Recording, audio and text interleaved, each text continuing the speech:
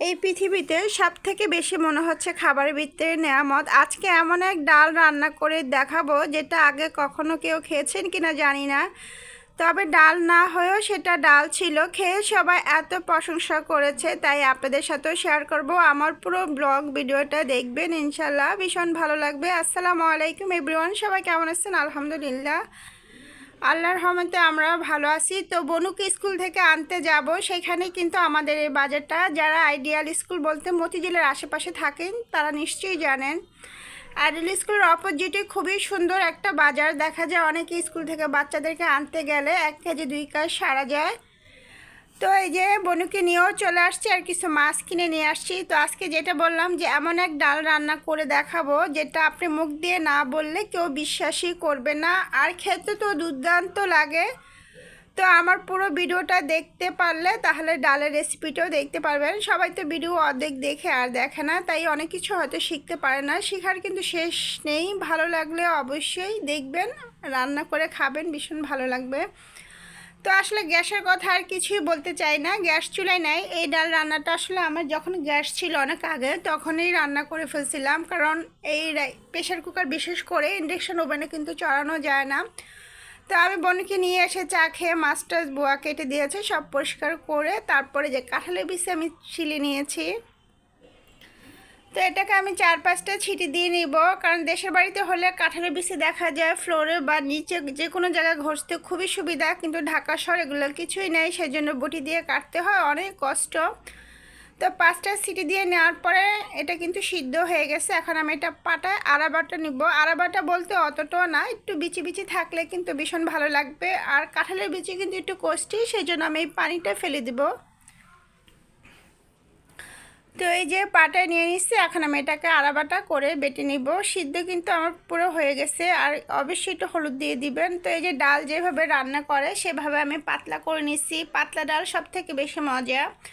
এটা ঘন করলে কিন্তু অতটা টেস্ট লাগবে না। এখানে জাস্ট আমি আধা চামচ আদা বাটা দিচ্ছি, আর হলুদের গুঁড়ো, লবণ, সেটা তো দেখলিনি। এখন ডালটা অ্যাকচুয়ালি ভালো করে জাল হচ্ছে, এটার বাগারটাই মেন, সেই জন্য আমি এখানে কিছুটা জিরা অ্যাড করে দিয়েছি। এখানে কাঁচামরিচ দিব লাস্টে, কারণ ডাল যেহেতু মিষ্টি কিন্তু কাঁঠালের বিচি, এই জন্য মরিচ দিতে হবে। জিরার ফোড়ন, রসুন, পেঁয়াজ, সাথে 2টা তেজপাতা আর 2টা শুকনো লঙ্কা, এটাকে বেরেস্তার মতন ভেজে তারপরে ডালটা বাগার দিব। যে কোনো ডাল কিন্তু বাগারটাই সব থেকে মেন।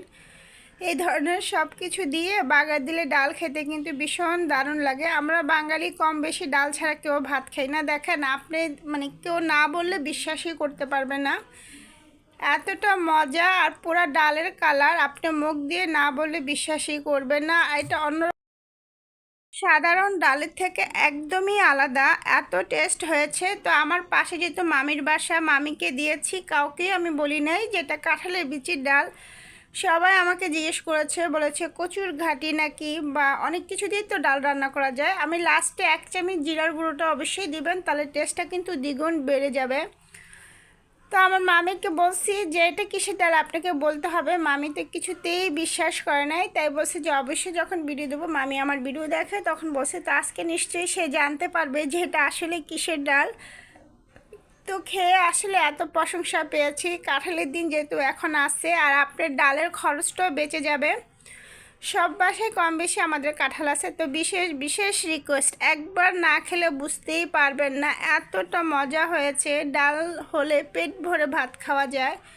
আর নতুনত্ব কিছু শিখতে কে না পছন্দ করে। সত্যি কথা বলতে এটা কিন্তু আমার নিজেরও আইডিয়া না, আমি একজনের থেকে দেখে শিখেছিলাম। এক জায়গায় গিয়েছিলাম, তখন আমিও বলেছিলাম যে ডালটা এত মজা হয়েছে। তো আমি তো আর জানতাম না যে এটা কাঁঠালের বিচি দিয়ে। যখন বলছে তখন আমার বিশ্বাসই হচ্ছিল না। আমি যেখানেই যাই না কেন কোনো কিছু শেখারই চেষ্টা করি। তো বাসায় এসে যখন রান্না করলাম এত মজা, তাই ভাবলাম আপনাদের সাথেও শেয়ার করি, আপনারাও রান্না করে খেতে পারবেন। কাঁঠালের সিজন তো অনেক দিনই থাকে, তো যতদিন থাকবে ততদিনই আপনার এই ডাল খেতে মন চাবে। এতটা এতটা মজা। তো আমরা আসলে অসুস্থ না হলে বুঝি না সুস্থটা আল্লাহর দেওয়া কত বড় একটা নেয়ামত। আমার আন্টি ঠান্ডা লেগেছে, তো ঠান্ডা বলতে সিরিয়াস ঠান্ডা, এমনিতে ওষুধ খাওয়াতে কিছুতেই ভালো হয়নি। লাস্টে ডক্টরের কাছেই যেতে হলো। আর আমার বোনও তো আছে, উনি যেখানেই যায় আইসক্রিম, ছোট মানুষ, ওনার যদিও ঠান্ডা থাকে তারপর উনি কন্টিনিউ আইসক্রিম খায়। বাচ্চারা হয়তো বা এরকমই। তো এটা হচ্ছে শান্তিনগর পপুলার। এখন কিন্তু শান্তিনগর পপুলার 3 নম্বর ভবনটা পুরো একদম বিদেশি ফরেনারদের মতন অনেক সুন্দর করছে। এক জায়গায় সব কিছু আপনার পাওয়া যায়, দেখা যায় ডিসপেন্সারি হতে খাওয়া দাওয়া সব কিছু। তো আজকে আমার লং ভিডিওটা এই পর্যন্তই। সবাই সুস্থ থাকবেন।